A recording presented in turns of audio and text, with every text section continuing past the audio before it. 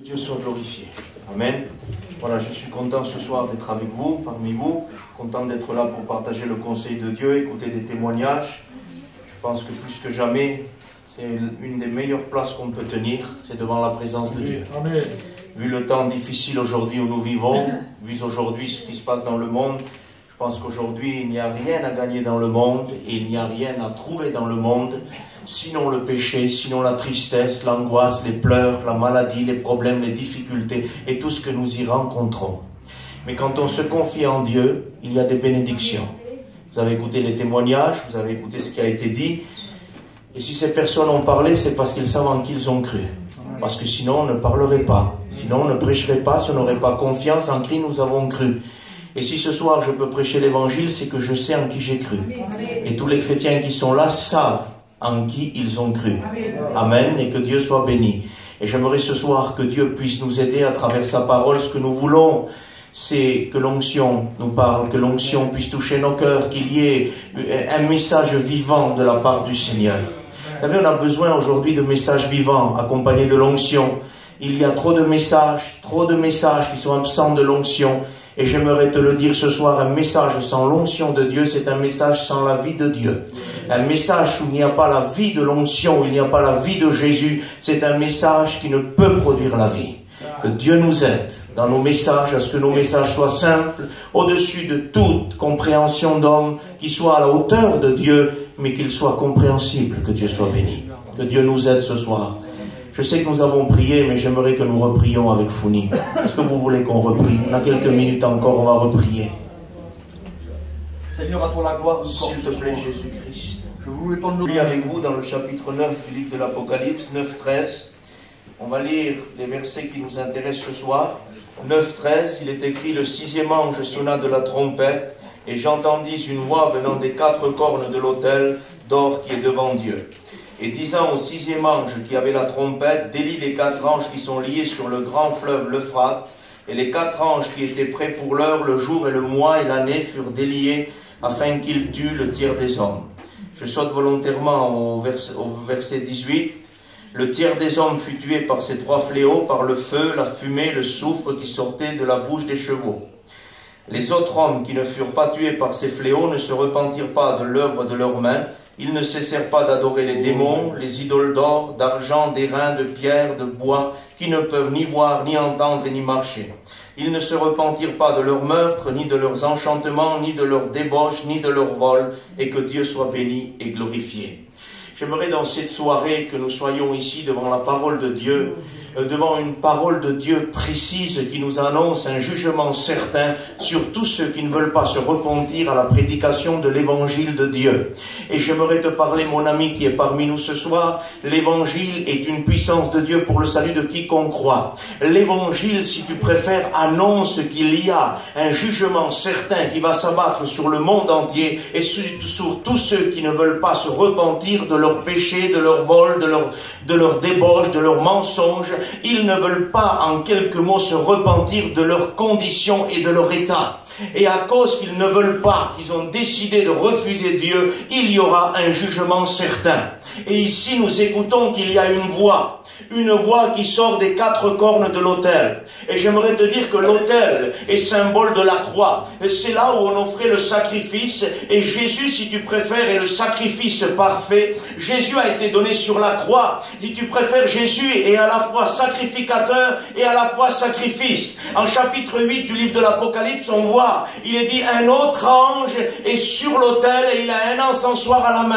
Et ça, c'est la personne de Jésus-Christ qui est à la fois sacrificateur, mais sacrifice aussi. Il est sur l'autel, mais il offre aussi le sacrifice. Ça veut dire ici que Jésus est venu pour pouvoir donner sa vie pour moi, donner sa vie pour toi, mais il est aussi venu servir. Il a dit, je ne suis pas venu pour être servi, mais pour servir. Et ici, nous avons à travers cet autel la croix de Jésus-Christ, et des 4 cornes de l'autel, il sort la voix. Et j'aimerais te dire qu'à travers Matthieu, Marc, Luc et Jean, les 4 évangiles, il y a une puissance de Dieu pour le salut de quiconque croit. Il y a ici une portée du texte prophétique qui annonce ici que l'évangile, dans les 4 évangiles, Matthieu, Marc, Luc et Jean, il y a une puissance pour le salut. Bien sûr que la Bible entière est inspirée de Dieu et qu'elle est bonne pour sauver, pour instruire, pour exhorter. Elle est bonne pour arriver à maturité, la Bible entière. Mais ici, Dieu met le point sur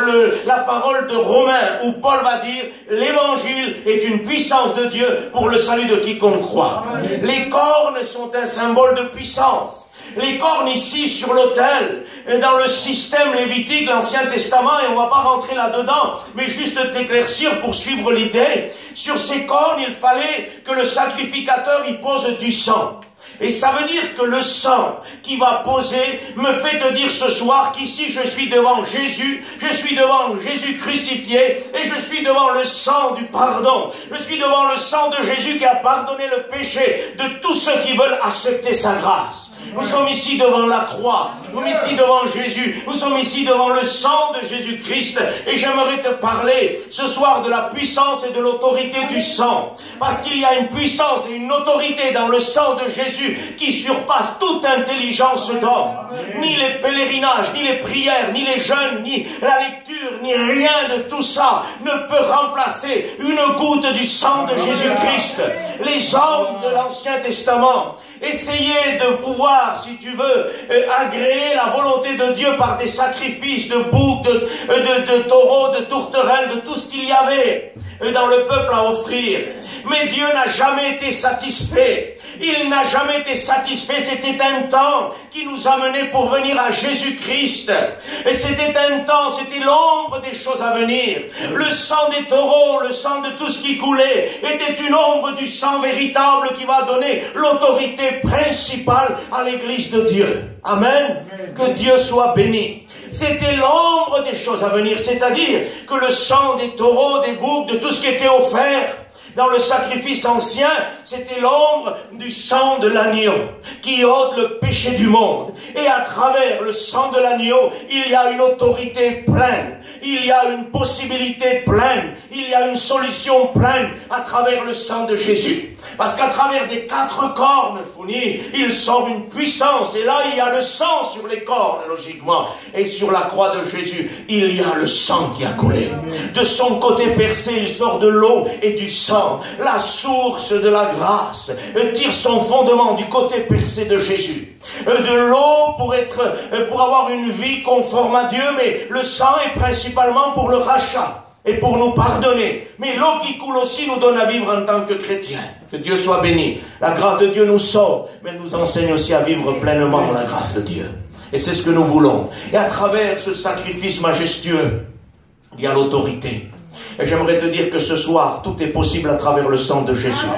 Parce qu'il y a à travers le sang une autorité pleine. Il y a à travers le sang de Jésus-Christ une possibilité que tu vas saisir ce soir. Il y a une possibilité, une solution pour le non-chrétien et pour le chrétien à travers le sang de Jésus. Parce que dans le livre de Jean, il nous est dit que si quelqu'un a péché, ce n'est pas obligé, ce n'est même pas conseillé, c'est même à éviter. Mais si quelqu'un, par mégarde, bien sûr, et non pas volontairement, viendrait à pécher, il dit, si quelqu'un a péché, nous avons un avocat auprès du Père. Et Jésus-Christ nous purifie de son sang, que Dieu soit béni. Le sang de Jésus-Christ nous purifie de tout péché. Il y a une autorité pleine dans le sang de Jésus pour le salut, mais aussi pour la communion avec Dieu. Et il nous faut être en communion à travers le sang. Le livre d'Hébreux nous dit que Jésus est rentré dans le ciel, dans le sanctuaire qui est dans le ciel. Non pas dans un sanctuaire fait de main d'homme. Il est rentré dans le sanctuaire céleste. Et il est rentré, dit la Bible, non avec le sang des taureaux et des boucs, mais avec son propre sang. Et il a reçu une approbation. Il a reçu rédemption éternelle. Ça veut dire qu'en rentrant devant la présence du Père, avec le sang du pardon et du rachat, il a obtenu rachat éternel pour tous ceux qui accepteront la grâce de Dieu.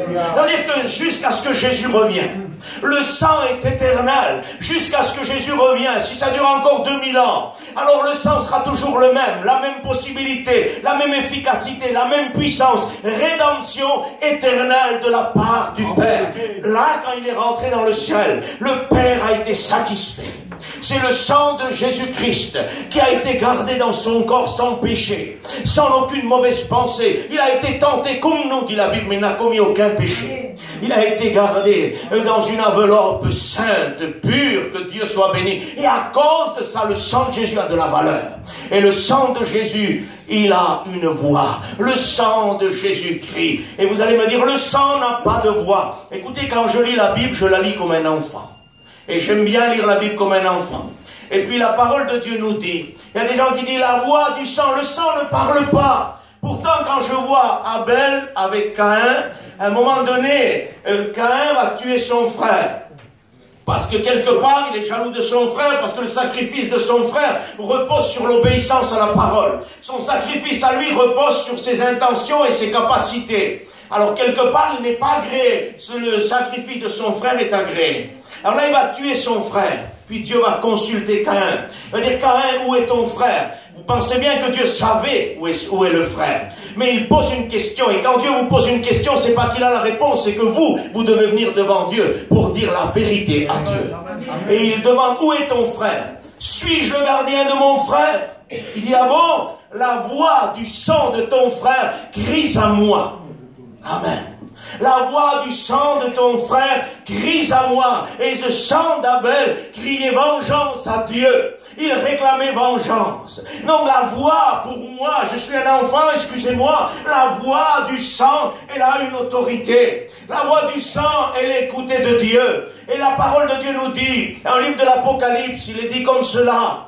Il est dit que sous l'autel, j'ai vu les âmes de ceux qui étaient morts en martyrs. Et il disait, Seigneur, jusqu'à quand ne tireras-tu pas justice de notre sang? Ils réclament vengeance, et c'est leur sang qui réclame vengeance. Les âmes de ceux qui ont été décapités réclament à Dieu vengeance. Et tous les martyrs, depuis Abel, et jusqu'à notre temps, et jusqu'à ce que Dieu revienne, parce qu'il y a encore des martyrs dans les temps aujourd'hui. Nous, en France, nous vivons avec un évangile très facile, mais il y a des pays étrangers où on peut mourir à cause de l'évangile et à cause d'avoir annoncé l'évangile.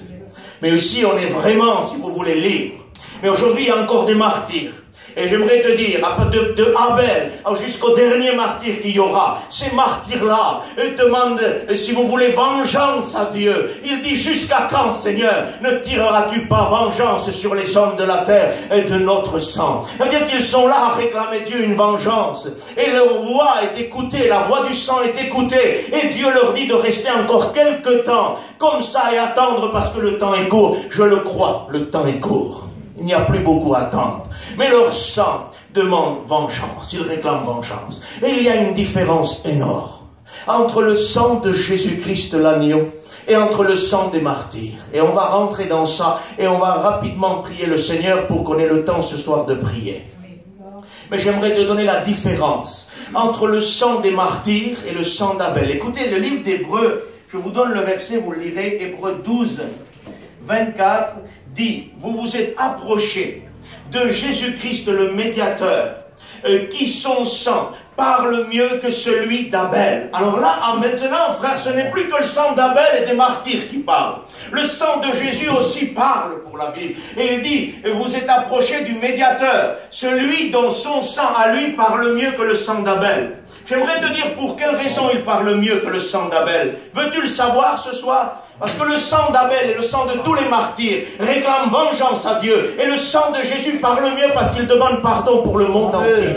Et il ne demande pas vengeance de son sang. Il demande à ce que les gens soient pardonnés dans son sang, dans sa souffrance. Et il dit au Père, Père, je ne réclame aucune vengeance, mais seulement, s'il te plaît, Père, pardonne celui qui croit en moi et qui se repent devant ta face. Que Dieu soit béni. Le sang de Jésus ne demande pas vengeance, non. Il a été, si vous voulez, le premier des frères, mais lui, son sang, non, il ne demande pas vengeance. Jésus n'est pas un martyr. On va dire, comment ça, frère? Non, martyr ne choisit pas de mourir. Un martyr, il avait le choix, il ne se donnerait pas sa vie. Parce que si on demande à un martyr, veux-tu mourir? Non. Non, ben, excusez-moi, hein, j'aime Dieu, vous aimez Dieu. Mais si on me demande, veux-tu mourir pour Dieu? Excusez-moi, j'ai peut-être pas assez de foi, mais je dis non. Je dis non, il y a une autre solution sûrement. Est-ce que vous comprenez? Mais Jésus, lui, il dit, moi, personne ne m'enlève la vie. J'ai le pouvoir de la donner, j'ai le pouvoir de la reprendre. Jésus ne meurt pas en tant que martyr. Jésus meurt en tant que personnage qui veut vraiment respecter la volonté du Père. Il dit, l'ordre m'a été donné du Père. J'ai le droit de prendre ma vie ou de la donner. Et c'est volontairement qu'il livre sa vie. Et il demande pardon pour tous les hommes. Que Dieu soit béni. Vous vous rendez compte? Il nous a aimés au point qu'il donne sa vie volontairement. Il aurait pu au dernier moment reprendre sa vie, frère. Et dire, oui, moi j'ai décidé, le Père l'aurait respecté. Parce qu'il lui a dit. Mais il a dit, non, Père, j'irai jusqu'au bout.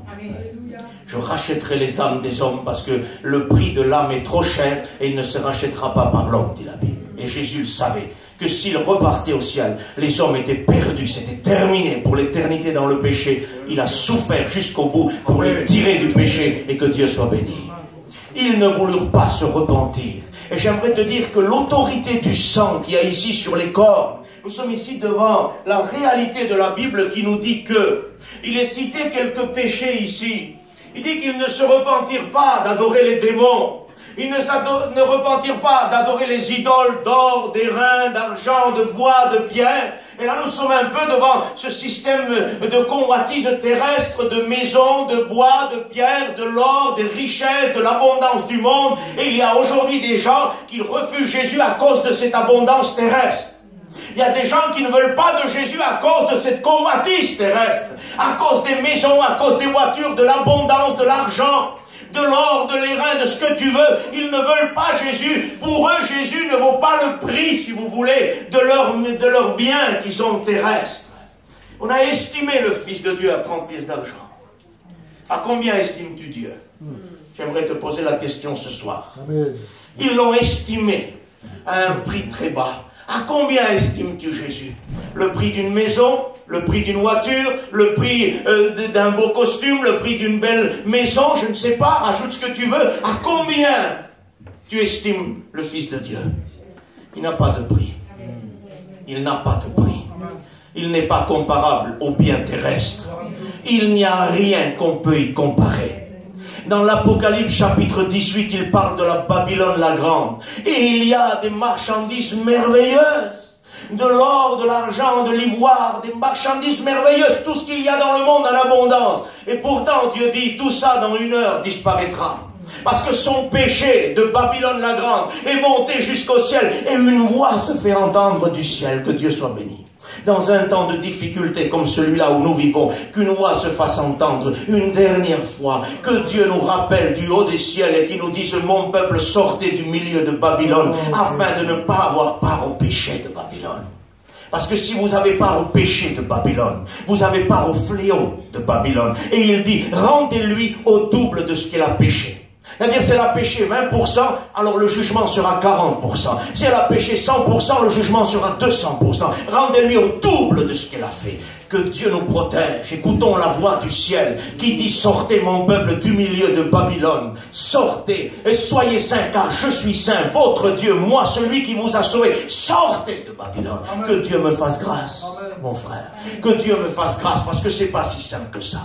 C'est pas automatique, on claque pas des doigts pour s'isoler du monde. Il faut une grâce de Dieu. Parce que le péché nous enveloppe si facilement. Nous avons besoin de la grâce de Dieu qui nous enveloppe. Parce qu'il y a ici des péchés cités, qu'on ne peut s'en sortir et on ne peut s'en repentir sans l'onction et sans l'efficacité du sang de Jésus-Christ. Ils ne se repentirent pas, frère, de leur péché, excusez-moi, de leur débauche. Le mot est écrit ainsi, je ne peux pas être plus poli que Dieu, le mot est écrit ainsi. Ils ne se repentirent pas, ni de leur meurtre, ni des enchantements, ni du vol, ni de leur débauche. Ça veut dire que s'il n'y a pas le sang de Jésus, ces choses-là ne s'abandonnent pas comme ça. Vous n'y arriverez pas. On ne pourrait pas, frère. Tu connais ta vie d'avant, je connais ma vie d'avant. Tu aurais pu te débarrasser de ta vie d'avant. Excuse-moi, Jonathan. Non, moi non plus. J'aurais pas pu. C'était impossible. Mais une goutte du sang de Jésus-Christ a purifié ma vie. Et à cause de ça, le Saint-Esprit est venu. Il m'a fait naître de nouveau. Et il m'a donné une vie nouvelle. Et le Christ vit en moi. Et le Christ vit en toi. Et à cause de cela, nous avons la grâce de vivre en tant que chrétiens. Une goutte du sang de Jésus. Parce qu'il n'y a pas de repentance. Pourquoi?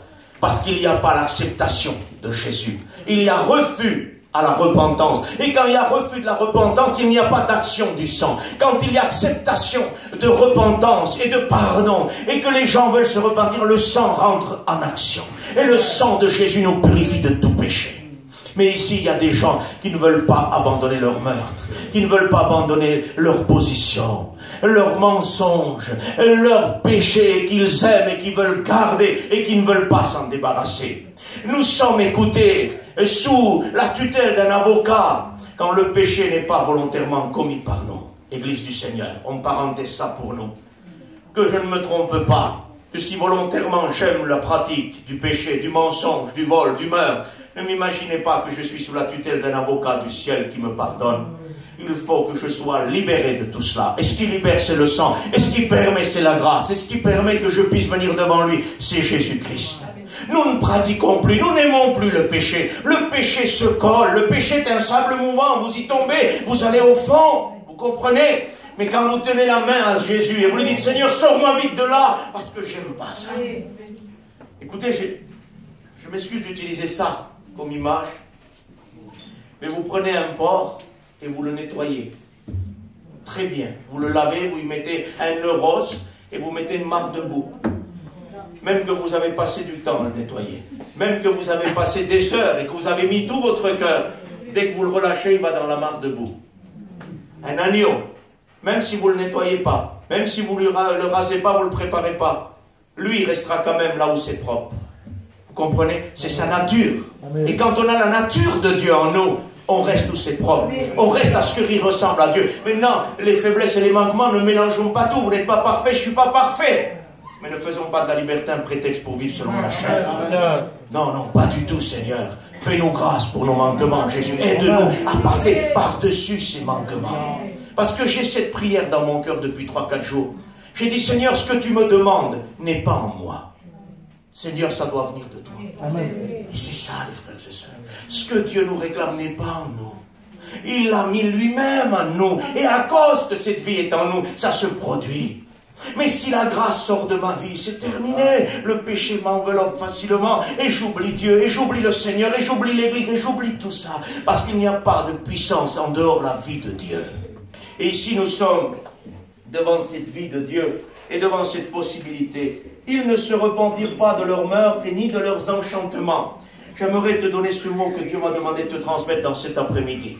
Le mot enchantement est intéressant ce soir, parce qu'écoute bien, le livre de l'Apocalypse dit, il est tombé l'accusateur de nos âmes. Celui qui nous accusait nuit et jour devant Dieu, il est tombé. Ils ont vaincu à cause de quoi? De leur prière, de leur jeûne, de leur vertu? Non, à cause du sang de l'agneau. Amen. Notre victoire et notre possibilité sur le diable vient du sang de Jésus-Christ.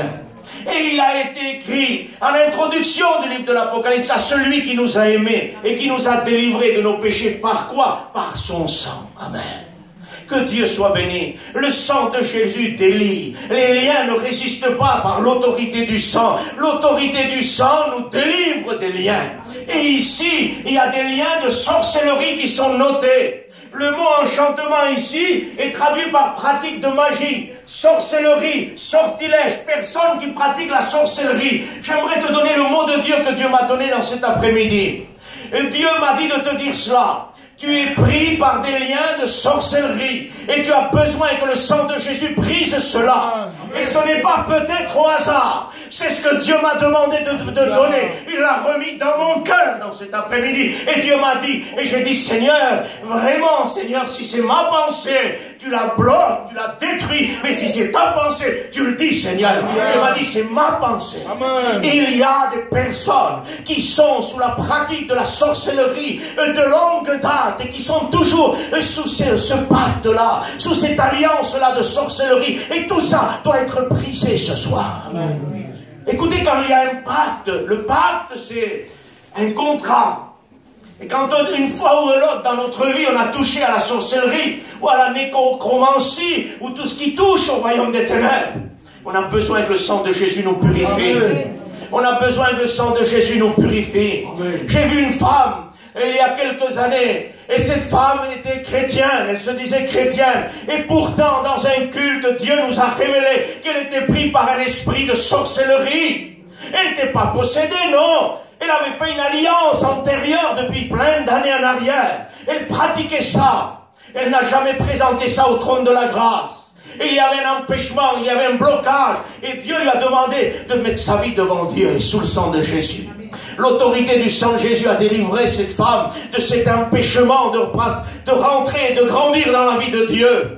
Et j'aimerais te dire, la vie de la sorcellerie, la nécromancie et tout ce que tu veux y rajouter, c'est la destruction pour ta vie. Et tu dois, si tu le pratiques, l'abandonner. Si tu l'as pratiqué, tu dois réclamer l'onction de Dieu, le sang de Jésus, pour que tout ça disparaisse. Il faut que tout pacte soit brisé. Ne t'amuse pas avec la sorcellerie. La sorcellerie détruit les familles. La sorcellerie va détruire tes enfants. La sorcellerie a détruit Saül. La sorcellerie a détruit la vie de Saül. À un moment donné, Saül va désobéir à Dieu. J'aimerais te dire quelque chose. D'après ce que dit la Bible, la désobéissance est pareille que la sorcellerie, que l'enchantement. C'est ce que dit la Bible. Et quand Saül a désobéi, il est pris par un esprit de sorcellerie au point qu'à Endor, il va voir une femme magicienne pour invoquer les morts. Chose qu'il savait qu'il n'avait pas le droit de faire parce que Dieu condamne ces pratiques-là. Et à cause de ça, Saül s'est assis devant les ténèbres. Et là, les ténèbres lui ont parlé et lui ont fait croire qu'il va mourir demain. Lui et ses fils. Vous savez ce qu'il a reçu en consultant ça? Cette magicienne, il a reçu un esprit de suicide. Et cet esprit de suicide, un jour ou deux après, il se trouve sur le combat. Et là, cet esprit de suicide est là. Il est de toute façon avec lui maintenant. Il l'a vraiment trompé. Et vous savez ce qui se passe au lieu de lutter, au lieu de se défendre, il abandonne toutes ses forces et il se dit, c'est ce qu'il m'a dit le prophète, le soi-disant Samuel, c'est ce qu'il m'a dit. Et là, il fait tout pour plus arriver à combattre parce que de toute façon, l'esprit de suicide est déjà avec lui, à côté de lui. Il a la direction. Et laissez-moi vous dire, personne, même que la tribu de Chiméi a voulu accuser David du meurtre de Saül. Saül n'est pas mort par David. Saül s'est jeté sur son épée. Ses enfants sont morts et lui s'est jeté sur son épée. Il s'est donné la mort. J'aimerais vous dire quelque chose. La consultation de tous ces procédés aujourd'hui modernes, de sorcellerie qui sont aujourd'hui modernisés et couverts sous des penchants et des noms qui ne ressemblent plus à la sorcellerie, mais qui est toujours la même source et la même racine de la sorcellerie. Détruit les foyers, détruit les vies. Et tu n'as besoin vraiment pas de ça chez toi. Tu as besoin de la grâce de Dieu. Tu as besoin du sang de Jésus-Christ pour que le sang de Jésus-Christ bénisse ta famille, qu'il purifie tes enfants et que le salut vienne dans ta famille. Arrête avec ça parce que ça va te détruire. Ça va te détruire. Tout ce qui touche à ces choses sont des choses cachées. L'horoscope nous semble quelque chose de très simple. Prédire l'avenir, c'est des choses qui ne viennent pas de Dieu. C'est des choses qui ne sont pas de Dieu. C'est des choses qui paraissent simples. Qui jamais dans sa vie, Jonathan, n'a pas lu un horoscope? Je l'ai lu moi avant d'être chrétien. M'arrivait de le lire. J'aimais bien ça, les frères. Ça me paraissait simple, Mario. C'était très bien. Eh bien, on me disait ma vie. Le lendemain, je croyais que ça allait arriver. Est-ce que vous comprenez? Il y a cette idée-là. Ça démarre avec un horoscope. Et puis quand l'horoscope a touché 2-3 semaines de votre vie et que tout s'accomplit, vous allez plus loin avec les horoscopes et vous allez consulter les magiciens, les magiciennes, parce que de toute façon, c'est comme ça que ça s'appelle. Même qu'on leur a donné d'autres noms aujourd'hui, magnétiseur ou guérisseur ou ce que tu veux. Aujourd'hui, il y en a qui disent, moi je suis magnétiseur, mais moi je suis pas guérisseur. C'est moi vous dire que c'est la même puissance qui agit et c'est le même travail. Tout derrière tout ça, c'est la puissance des ténèbres. Et ici, dire, ils ne se repentirent pas de leur sorcellerie. Je te conseille de te repentir de toute trace de sorcellerie. Je te conseille de te repentir de tout ce qui ressemble à cela. Et tout ce qui ressemble aux sortilèges et aux enchantements. Que Dieu nous aide. Et fais un examen de ta vie. Et souviens-toi, si antérieurement, il y a eu quelque chose de fait, présente-toi à Dieu. Pas la peine d'être allé à voix haute et de te lever, de dire toute ta vie. Garde ça pour toi et mets-toi devant le Seigneur. Ce qui est sûr pour moi, tu peux me couper la main, c'est qu'il y a des cas ce soir. Tu peux m'enlever la main. Je me la laisserai enlever parce que je suis sûr de ce que je dis. Pas parce que je l'ai compris, c'est parce que Dieu me l'a dit. Amen. Et quand Dieu dit quelque chose, il ne se trompe pas. Examine ta vie. Examine ta vie devant Dieu. Ils ne se repentirent point de leur péché. Repens-toi de ton péché. Le sang de Jésus-Christ peut te sauver ce soir. Le sang de Jésus peut te faire devenir un chrétien ce soir. Tu dis non, moi je suis venu me promener, moi les chrétiens ça ne m'intéresse pas. Fais une expérience avec Dieu. Fais une expérience et dis à Jésus, s'il te plaît Seigneur, je me repens ce soir pour voir si tu es vivant. J'ai dit à Dieu moi, pourtant j'ai vu un miracle sur ma fille. J'ai dit à Dieu, Seigneur, c'est pas qu'elle a été guérie que je vais me baptiser, je veux que tu touches ma vie. Dieu l'a fait, Marion. Il l'a fait. Il l'a fait parce que Dieu montre qu'il est vivant, vous comprenez? Parce que c'est le but que nous comprenions qu'il est vivant et qu'il a ressuscité. Et la voix du sang de Jésus parle mieux que celle d'Abel parce que lui, il demande pardon pour tous les hommes. Il demande à travers ses meurtrissures guérison pour tous les hommes. Est-ce que vous comprenez? Il demande, si vous voulez, il implore le Père. Bien sûr que le Père est d'accord avec lui, ils ont la même idée, c'est le plan de Dieu. Mais dans le déroulement des choses, il est devant Dieu, le sang est là, le pardon est là, la croix est là, le Père a vu, il y a l'approbation, il a obtenu rédemption éternelle. Il n'y a plus rien à faire. Sinon, acceptez la grâce de Dieu. Dieu me demande de m'arrêter, je m'arrête là. Que Dieu puisse te bénir ce soir. Que Dieu puisse te bénir et travailler ton cœur ce soir. Ce qui est sûr, c'est que Dieu va travailler ton cœur. Au niveau des sortilèges et sorcelleries, tu vas être travaillé. C'est le travail de Dieu. Ne t'en inquiète pas. C'est le travail de Dieu. Mais repens-toi. Ne lutte pas avec Dieu. Ne prenez pas le risque d'avoir combattu contre Dieu. C'est trop important. Laissez-vous convaincre par le Saint-Esprit de Dieu. On prie le Seigneur. Notre Père, notre Dieu.